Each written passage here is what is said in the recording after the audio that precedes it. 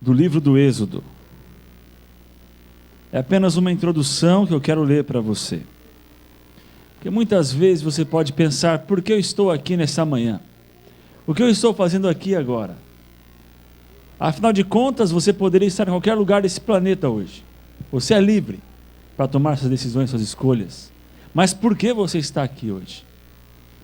Eu acho que a razão que você está aqui, a razão que você ligou o seu computador para assistir essa programação é uma única razão. É por causa de um Deus. E o verso 1 e 2 dizem que Deus é esse. E o texto diz assim: então entoou Moisés.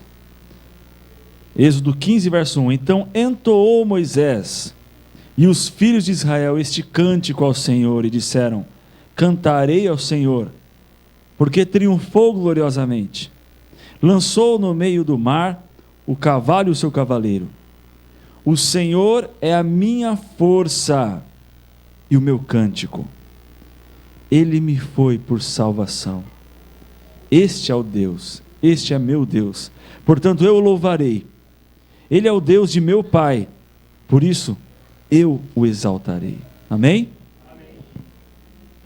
Existem muitas coisas nesses dois versículos aqui que eu gostaria de gastar um pouco mais de tempo nele, mas quero dizer uma coisinha para você.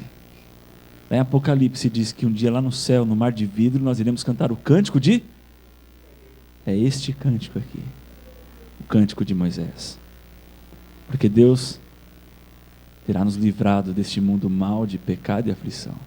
E com este pensamento, eu quero fazer uma oração com você. Feche seus olhos da maneira que você está. Senhor nosso Deus, amado Pai, que prazer é estar contigo, Senhor. Que prazer é saber que o Senhor se tornou para nós como salvação. É muito bom estar aqui. Neste momento nós sentimos parte do teu descanso. Sentimos a tua presença em nosso meio, porque hoje é o dia especial que o Senhor separou para estar conosco, Pai. Amém. E a tua palavra nesta manhã está sendo aberta. E nós queremos pedir, Senhor, que o teu Santo Espírito possa falar a nós e que nós possamos ter nosso coração aberto para ouvir, compreender e colocar em prática a tua vontade em nossa vida. Nós imploramos tudo isso no doce nome de Jesus Cristo. Amém, Senhor. Amém.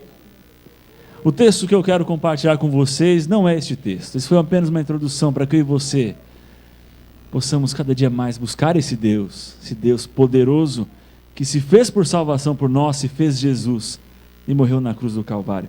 Mas o texto que eu quero compartilhar com vocês, são vários inclusive, mas o primeiro deles, a primeira parte do texto, está em Ezequiel no capítulo 15.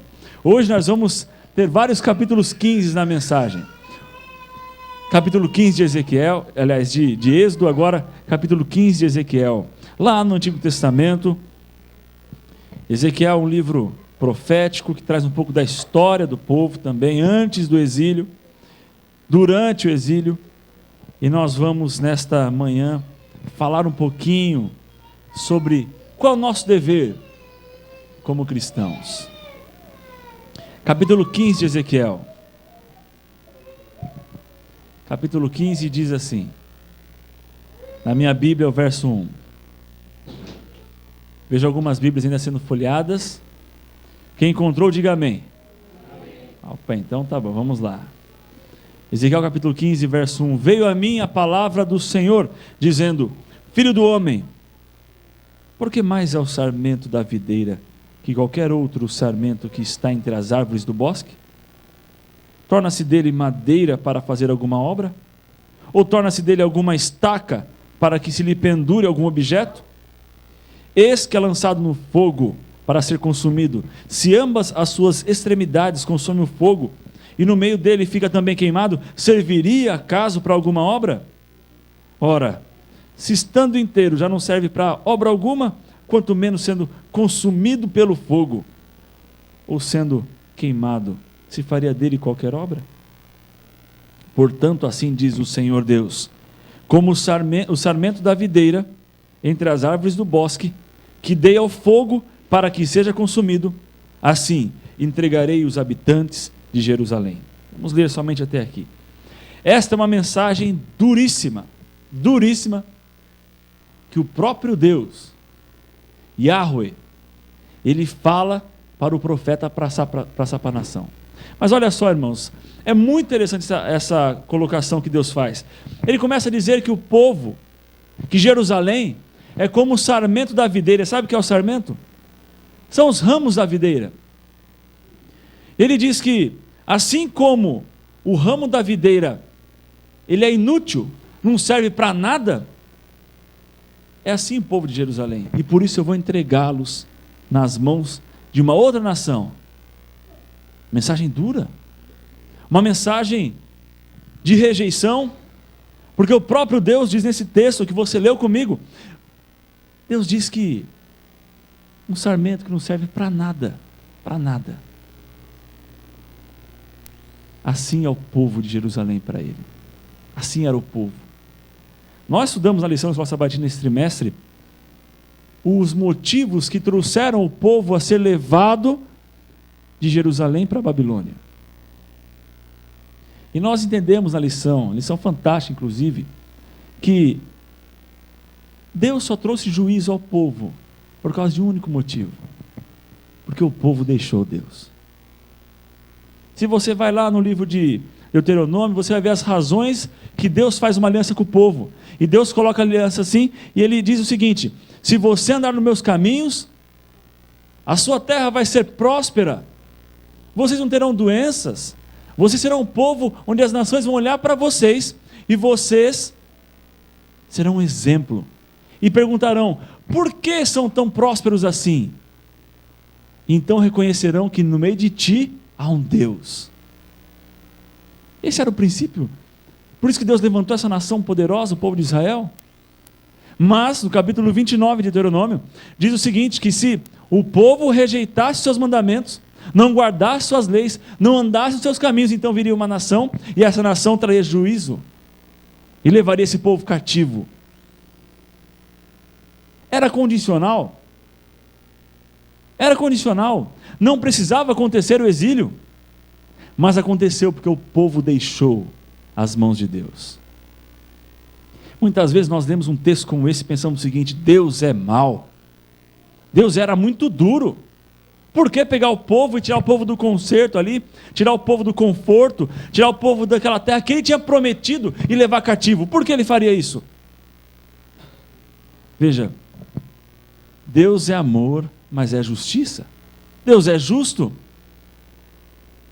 E a teologia adventista, ela é baseada na teologia da aliança, porque durante toda a Bíblia, desde Gênesis a Apocalipse, você encontra uma única aliança, que é Jesus Cristo. E quando Deus chama o povo, chama você, chama a mim para participar dessa aliança, o princípio é e sempre será o mesmo: guarde os meus mandamentos, ande nos meus caminhos, e nós teremos salvação. Mas aqui está o povo.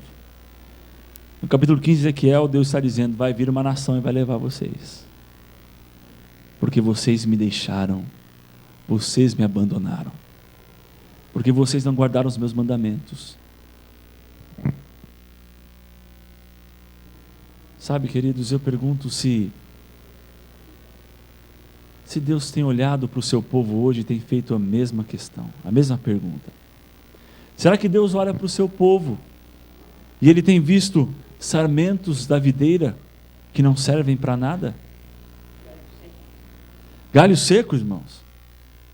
Será que ele tem visto isso quando olha para a igreja adventista no mundo?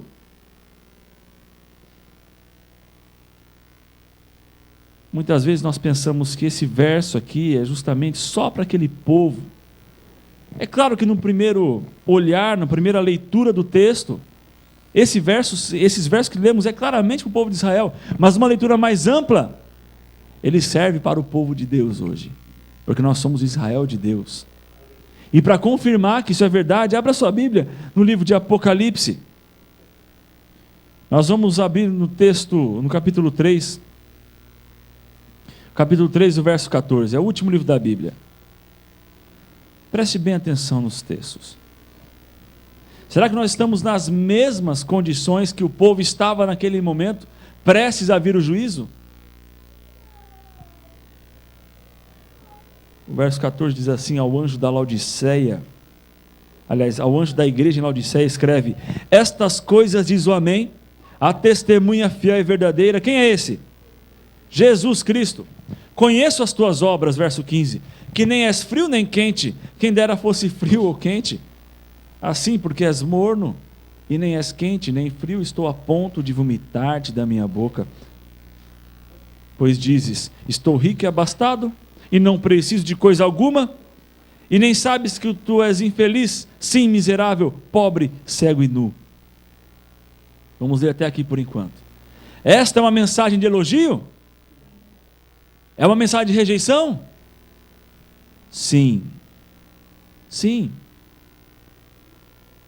Jesus diz aqui o seguinte, que pelo povo não ser morno, aliás, não ser frio nem quente, por ser morno, está a ponto do quê? De vomitar-te.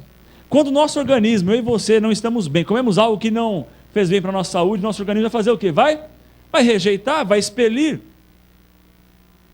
E Jesus diz que esse povo dessa igreja de Laodiceia estava a ponto de ser vomitado de sua boca. Eu e você sabemos que essa carta aqui foi escrita para o povo de Laodiceia, mas espiritualmente é para os nossos. Para que igreja que Jesus está falando isso, irmãos? Para a igreja adventista do sétimo dia. Sabe por que eu sei disso? Sabe por quê, irmão? Sabe por que você sabe disso, irmão? Porque a Bíblia fala. É a igreja adventista mais uma dessas 10.800 religiões que tem no mundo aí? Nós temos uma certidão de nascimento que está no capítulo 10 de Apocalipse. A experiência de João e o livrinho. Ali está o nascimento da igreja. Nós temos uma única característica de igreja remanescente, que está no capítulo 12. Aqui está, a fé dos santos, os que guardam os mandamentos de Deus e têm o testemunho de Jesus. Aí você vai em Apocalipse 19, verso 10, e diz o seguinte: o testemunho de Jesus é o quê? O espírito de profecia. Toda vez que Deus vai mexer na história do mundo, Ele levanta um profeta. E nós temos o espírito de profecia em nossa mão, não por regra de doutrina, porque Ellen White não é isso. Ela é uma luz menor que leva a luz maior. As doutrinas que nós cremos, que nós estudamos, fomos levantados para restaurar, estão na onde? Na palavra de Deus. Então Deus está falando com a igreja adventista nessa manhã. Essa cartinha aqui, de rejeição, é para mim e para você. Eu fiz um propósito, queridos irmãos, de pregar esse sermão aqui em todas as igrejas que eu fosse pela primeira vez. Mas antes de vir para cá, eu estava num conflito muito grande comigo mesmo. Falei, será que essa igreja precisa ouvir esse sermão? Porque é que mais cresce no nosso distrito. Pela honra e glória de Deus é que mais batiza. Mas estava eu sentado ali. E eu senti o desejo de fazer esse sermão, irmãos. Porque nós fazemos parte de um único povo. Essa igreja não está isolada. Ela é a igreja adventista do sétimo dia. Mais uma representante do povo de Deus na face da terra. Somos 17 milhões de membros no mundo todo. Amém, irmã? Amém. Mas será que Deus olha para esse povo e fala: eles estão fazendo a minha obra, estão concluindo a minha obra? Está tudo ok? Não. Infelizmente não. Somos 7 bilhões de habitantes no mundo. E 17 milhões de membros. É tão desigual o parâmetro que muitas vezes nós vimos que pessoas estão batizando e entregando sua vida a Jesus, mas muitos estão deixando pelas portas do fundo da igreja. O que tem acontecido? O que acontece com esse povo que tem a verdade pura? A doutrina adventista rompe com todas as doutrinas que você imagina. Porque é pura. Isaías 64 prevê ali que um povo será levantado para restaurar brechas. A voz que clama no deserto, esse povo, igreja adventista. Mas o que tem acontecido, irmãos? O que tem acontecido? Eu olho, então, continuo a ler esse texto, e parece que o texto vai ficando cada vez mais grave. E o texto diz assim: aconselho-te que de mim compres ouro refinado, verso 18 de Apocalipse 3, pelo fogo que te enriqueceres, vestiduras brancas para te vestires, a fim de que não esteja manifesta a vergonha da tua nudez, e colírio para ungir os teus olhos, a fim de que vejas. Nós somos pobres, cegos e nus. Se aparecesse alguém pobre, miserável, cego e nu na sua frente, dizendo que tem uma mensagem de fé e esperança para você, você daria crédito para essa pessoa? Você pararia para ouvi-la? De forma alguma. Nenhum de nós pararíamos para ouvir o que uma pessoa nessas características que apresenta a igreja aqui falaria. Então Jesus diz: compra de mim as vestes para cobrir tua nudez, colírio para tirar tua cegueira. Compre de mim as vestiduras brancas, lavadas no sangue de Jesus. Eu fico pensando como que Deus é tão amor. Parece estranha essa frase, Deus é tão amor. Sabe por quê, queridos? Deus, Ele é amor. Ele é amor. E Ele diz no verso 19: eu repreendo e disciplino a quantos amo. Sê, pois, zeloso e arrepende-te. A situação está grave. Estamos na UTI. Mas Jesus Cristo nos dá a solução, ainda há tempo. Eu te amo, Ele diz. E eu fico pensando, como é esse amor de Deus? E esses dias eu estava assistindo uma matéria na televisão, no jornal Hoje lá, e diz o seguinte, que um filho custa para um pai. Antes de eu falar, eu vou perguntar aqui, ó, quem é pai? Deixa eu ver as mãos. Você ama teu filho, pai? Ama ou não? Ama muito ou pouco? Ama demais. Você fala para você que teu filho vai dar um gasto para você de $800 mil até os 23 anos de idade. $800 mil, R$1.600.000. R$1,5 milhão. Esse é o gasto que teu filho te dá. E você ama ele? Por quê? Não tem explicação. Sabe qual foi o preço que nós custamos para Deus? Muita gente prega por aí, queridos, aquela graça barata, né? Não, vem do jeito que você está, porque Jesus morreu para te salvar e tal, né? Mas nenhum de nós, muitas vezes, para pensar que a graça é de graça para nós, sim. Para nós ela é de graça, mas para Deus não foi. Teve um custo para Deus. Jesus na cruz do Calvário. Nós custamos tudo isso para Deus. E se perguntarmos, Senhor, por que o Senhor nos ama? Talvez Ele não tenha resposta. Talvez Ele não tenha uma resposta que eu e você possamos compreender. Porque o salmista diz que mesmo quando nós éramos assim, um ser que não tinha nem forma no ventre da nossa mãe, ali Ele nos conhecia e ali Ele já nos amava.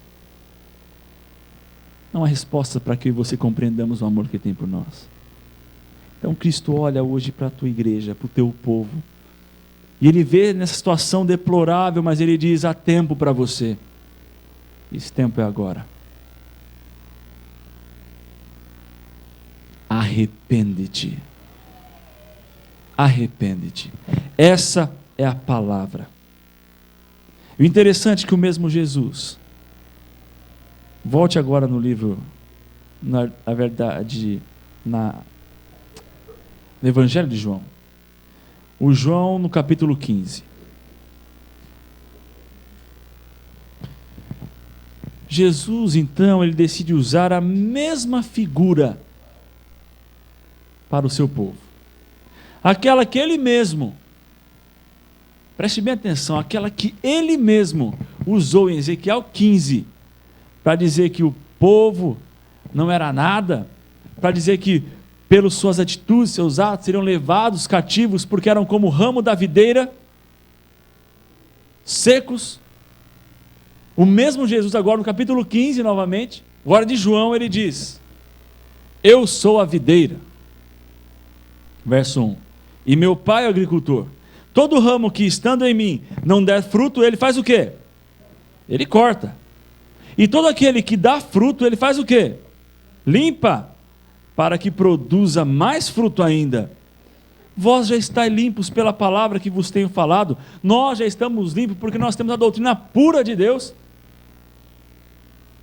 A doutrina que foi restaurada. E o verso 4 diz assim, ó: permanecei em mim e eu permanecerei em vós. Como não pode o ramo produzir fruto de si mesmo, se não permanecer na videira, assim nem vós podeis dar fruto, se não permanecer em mim. E Jesus diz: eu sou a videira, vós os ramos. Quem permanece em mim e eu nele, esse dá muito fruto. Por quê? Sem mim nada podeis fazer. Perceba, vamos dar uma breve recapitulada aqui, queridos. Primeiro, nós somos comparados a ramos secos. Secos. Servem para nada.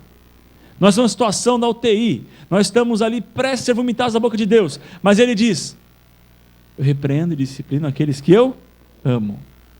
Acontece que eu sou a videira verdadeira. E se você quer ser um ramo que dá fruto, você tem que fazer o quê? Conectar em mim. Perceba, o mesmo ramo que estava sendo jogado ao fogo para ser queimado, ainda existe ramos que vão ser jogados, porque Deus corta, não é isso que diz a Bíblia? Aquele que não dá fruto, aquele que não está conectado em Jesus, é o quê? Cortado. Mas aquele que conecta em Jesus, esse vai dar fruto. Olha que coisa linda, irmãos. A nossa salvação nunca, jamais, será por nós mesmos. Você pode querer fazer o que você quiser da sua vida. Fala: olha, eu vou guardar o sábado de maneira mais correta. Tem gente que nem vem na igreja para não transgredir o sábado. Tamanha, como pode dizer assim, excesso, né, irmã? Não, vou assistir Novo Tempo aqui em casa, não vou nem na igreja, porque eu posso irar com meu irmão, eu vou pecar e eu não quero pecar. Olha a situação. Vocês dão risada, mas tem muita gente que pensa assim. Só que eu digo para vocês, jamais seremos perfeitos, jamais aqui na terra, antes da volta de Jesus, antes que sejamos glorificados, jamais nós vamos deixar de pecar. A única diferença é que o pecado tem que ser para nós apenas um acidente de percurso, um acidente. Paulo diz lá: aquele que conhece toda a verdade continua pecando deliberadamente, para esse não há sacrifício. Agora, para aqueles que guardam os mandamentos, que buscam a salvação a cada dia, podem ser pecadores, pecar aqui e ali, mas não há condenação para esses, porque estão sob o sangue de Jesus, o nosso advogado, né, irmão? Então veja, não adianta querer eu e você fazermos por nossa própria justiça, buscar a salvação. Nós não vamos encontrar, porque nossos atos, diz a Bíblia, são como trapos de imundícia. Você pode querer fazer, ser a pessoa mais justa, e por essa justiça querer alcançar a salvação, você não vai conseguir. Não vai conseguir. Nós temos que entender que a justiça é de Cristo. É o sangue dele que nos purifica, que nos lava, que nos limpa. Devemos seguir os seus caminhos por obediência e amor a ele, somente por isso. Por estar conectados a ele, nós daremos frutos. E que frutos são esses? Afinal de contas, que fruto que Jesus está falando aqui? Que frutos são? Paulo, ele lê esse texto da Bíblia. Paulo lê Ezequiel 15. Então ele chega a uma conclusão. Está em Gálatas. Corra lá na sua Bíblia no livro de Gálatas agora. Que é um livro fantástico, por sinal. É uma carta fantástica que muitas vezes mal compreendida e usada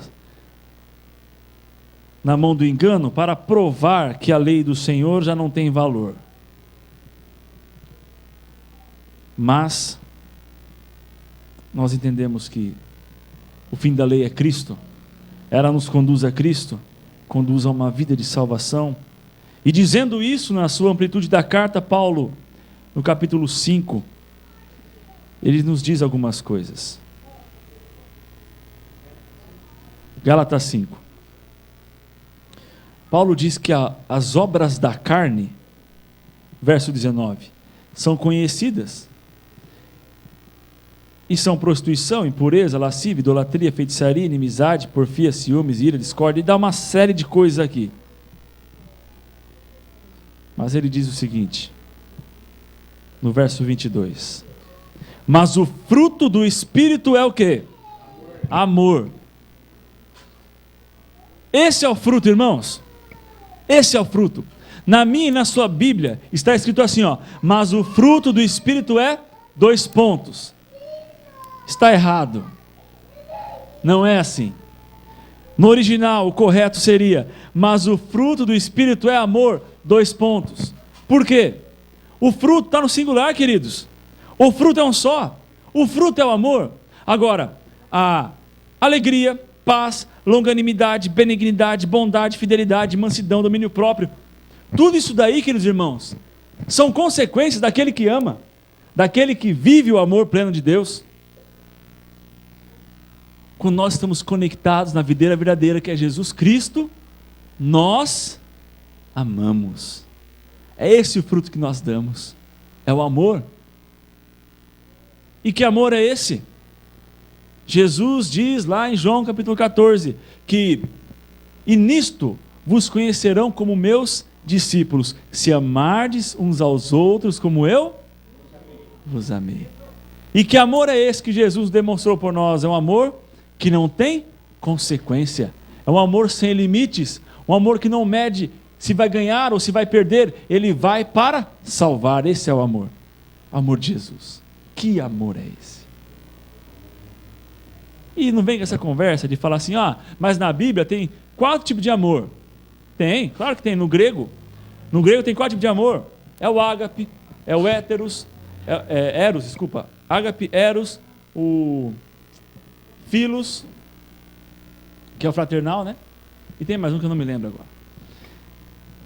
Mas todos esses tipos de amor têm um significado. O amor ágape é um amor puro, perfeito. E muitos dizem que esse amor é o amor que só Deus pode dar. Tem o amor eros, que é o amor marido e mulher. Tem o amor, o filos, que é fraternal. E tem aquele terceiro amor que eu não me lembro. Mas, queridos, quando Jesus fala aqui, no livro de João, que nós devemos amar uns aos outros como eu vos amei, é o amor ágape. Mas se é o amor que só Deus pode dar, então como que eu e você vamos amar? Porque não é um amor que só Deus pode dar. Um amor perfeito nós podemos dar quando conhecemos a Jesus, quando nos conectamos a Ele e daremos esse fruto que é o amor. Quando conhecemos Jesus e entendemos como Ele amava, nós vamos amar da mesma maneira. Para Jesus não tinha diferença. Não importava se a pessoa era assim, assado, cozido. Para Deus era uma pessoa que precisava de salvação, que precisava de amor. Queridos, a síntese do sermão é essa. Precisamos amar. Precisamos amar. Porque quando nós amarmos, as pessoas estão lá fora, morrendo sem esperança. Quando nós formos buscá-las para salvá-las, Jesus vai voltar. Enquanto não sairmos desses bancos confortáveis, desse local quentinho, arejado, equipado com tecnologia, Jesus não vai voltar. Há um tempo atrás eu entrei em contato com um tipo de testemunho. É um documentário muito antigo de uma freira. E essa freira, ela fazia um ministério nas prisões, lá no Texas. Só que as prisões que ela trabalhava não é a prisão comum que você conhecemos no Brasil, porque aqui nós não temos pena de morte. Mas lá nos Estados Unidos existe a pena de morte. Não em todos os estados, mas em alguns deles. E um desses estados é lá no Texas. E ela fazia um trabalho dentro dessa prisão. O nome do documentário, muito antigo, se chama Dead Man Walking, Homem Morto Caminhando. E tem muito sentido o que ela apresenta nesse documentário. Quando a pessoa chega lá, o condenado à morte chega àquela prisão, ele não vai ser executado no dia seguinte. Ele fica 1, 2, vários anos presos. Talvez 10, 15 anos, 20 anos, para então ser executado.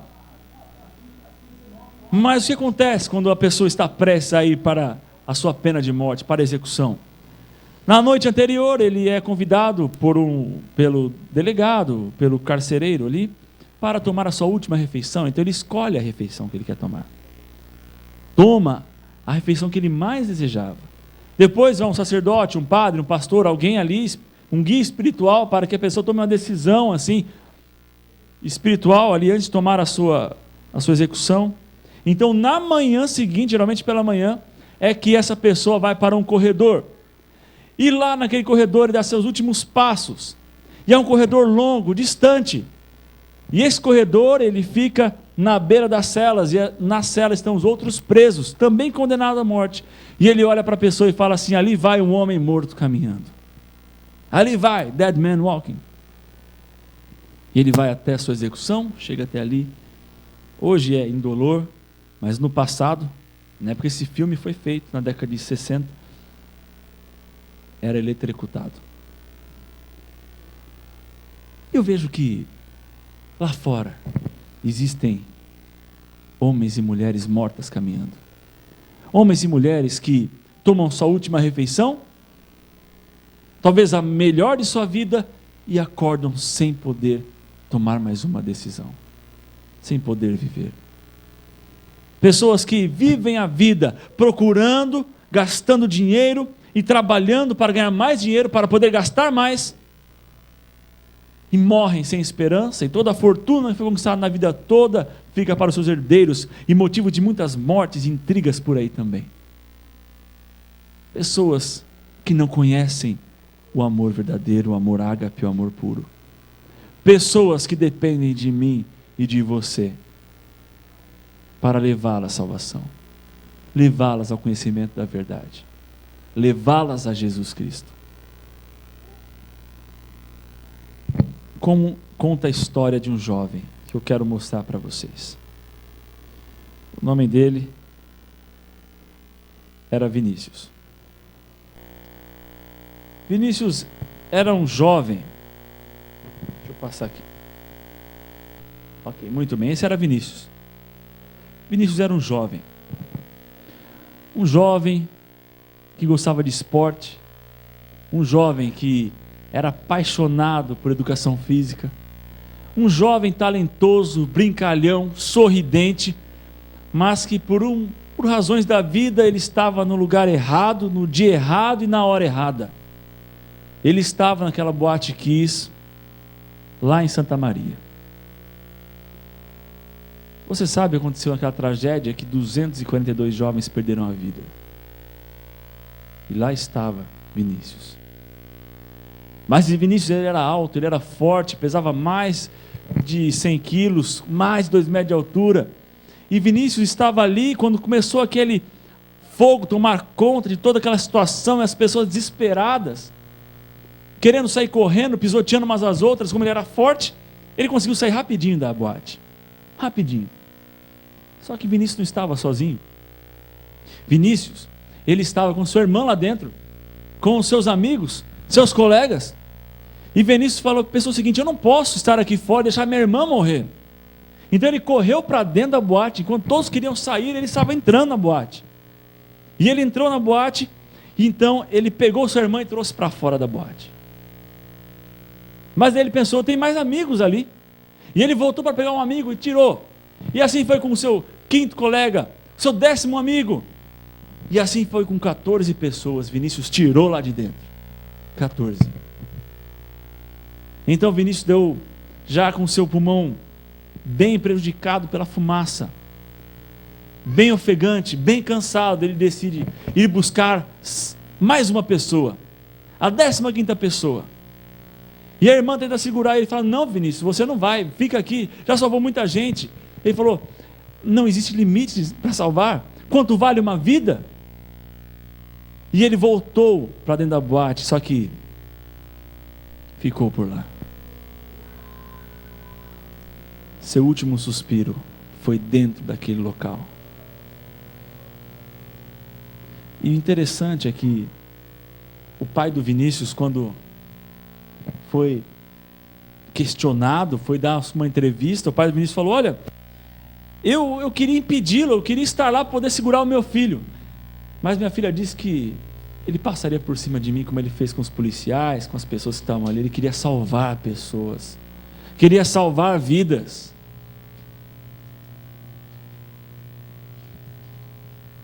Então essa cena chocou o país. Centenas de caixões num ginásio naquela cidade. Centenas. Jovens, 19, 20, 25 anos, pessoas com a vida toda pela frente estavam deitadas nesses caixões. E um deles estava reservado para Vinícius.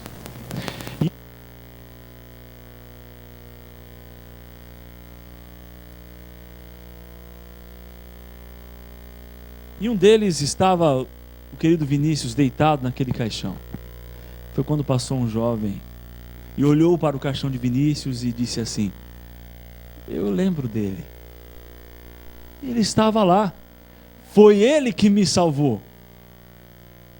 E quando não bastava essa cena emocionante, juntou mais um, outro, então as 14 pessoas que Vinícius tirou da morte estavam ali, olhando para o caixão de Vinícius e agradecendo porque ele havia salvo a vida daquelas pessoas.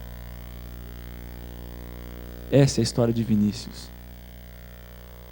E me faz pensar uma coisa, queridos irmãos. E agora eu me contenho. Um dia estaremos no céu. E você tem noção de quantas pessoas irão até você que você nem imagina que teve contato com elas e vão olhar e dizer: eu lembro de você. Foi você que me salvou. Eu lembro de você, que eu estava numa vida que levava à destruição e à morte, e você levou Jesus. Porque elas experimentaram o amor. Foi por amor que Jesus foi até a cruz. Foi por amor a você que ele levou o madeiro. Foi por amor a você que o sangue dele jorrou na cruz. Foi por amor. Eu convido você nessa manhã a experimentar mais profundamente esse amor. Enquanto a Marta canta esse hino, você tem que tomar uma decisão hoje. A decisão é amar. Amar a Deus, amar Jesus e amar a pessoa ao seu redor. Enquanto ela canta esse hino, fique em pé. Venha até a frente e nós vamos orar.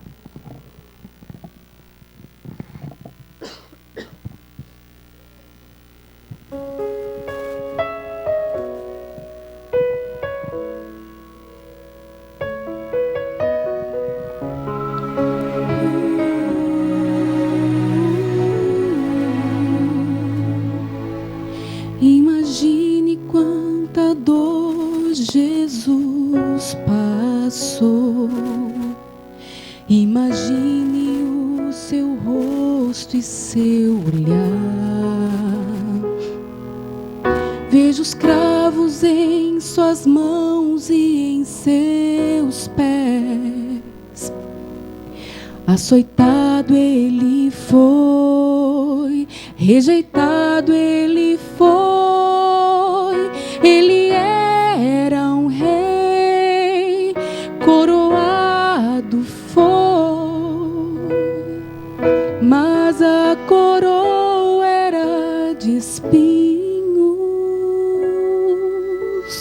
Foi por amor, foi por amor que Jesus se entregou, que seu sangue jorrou.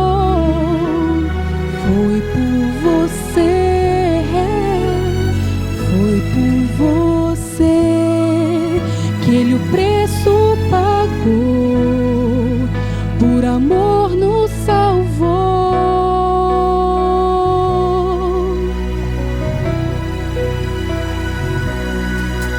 Eu não sou merecedor deste favor.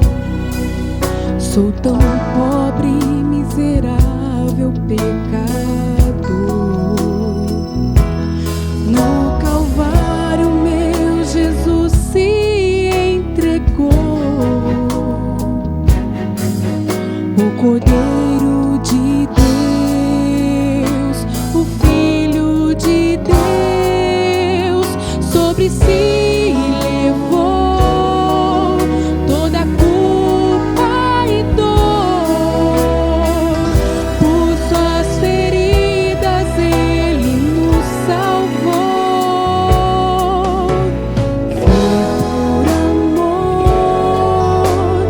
Foi por amor que Jesus se entregou, que seu sangue jorrou. Foi por você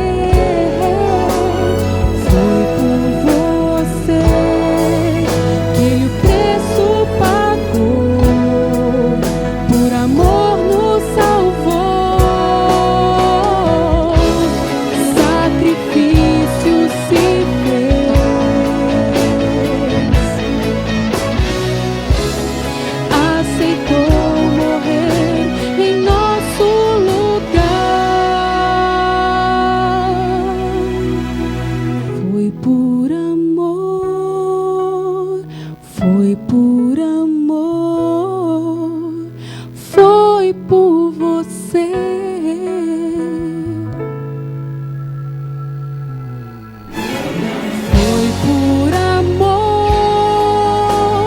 Foi por amor que Jesus se entregou, que seu sangue jorrou. Foi por você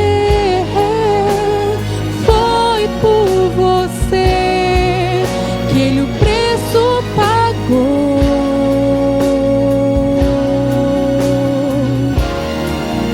Por amor nos salvou.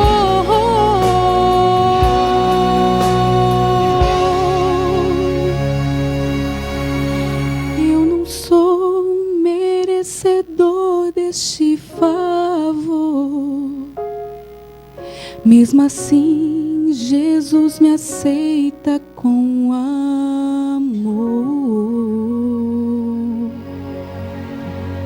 Amém. Eu não sei se o Vinícius vai estar no céu. Não cabe a nós julgar. O coração do homem é jurisdição divina. É Ele que conhece, é Ele que analisa. Mas eu sei que nós podemos estar. E nós podemos estar cercado de pessoas. Não por honra própria. Não por isso. Mas nós podemos estar com o céu povoado de pessoas, se fizermos nossa parte. Que Deus abençoe você pela sua decisão e que possamos levar amor aonde formos. Vamos orar. Querido e amado Deus, muito obrigado por Jesus Cristo.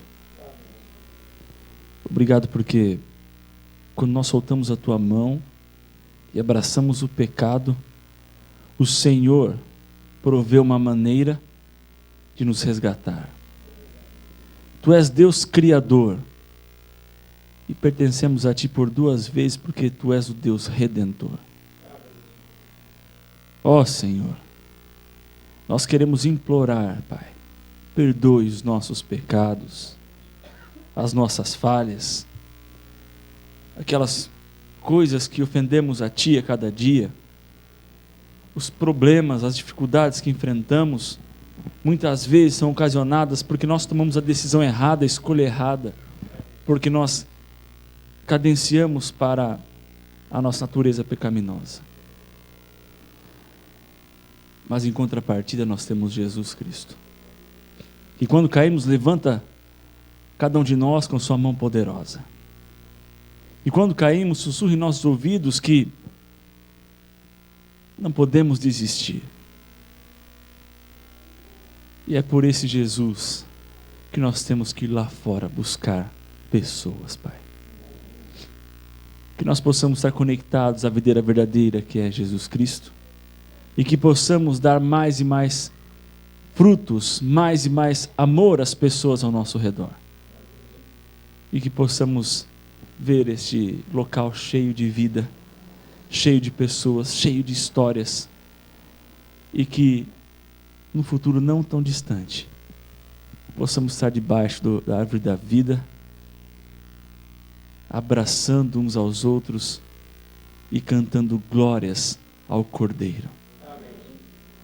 Nos dê um bom sábado na tua companhia. Nós imploramos no doce e amado nome de Cristo Jesus. Amém.